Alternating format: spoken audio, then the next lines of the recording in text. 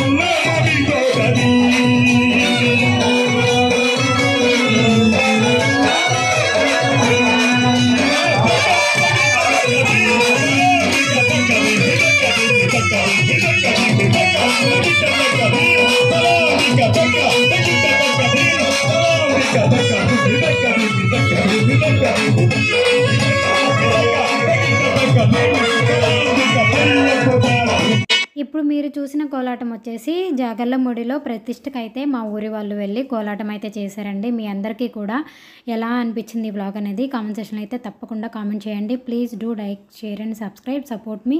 Thank you for watching. Take care. By by.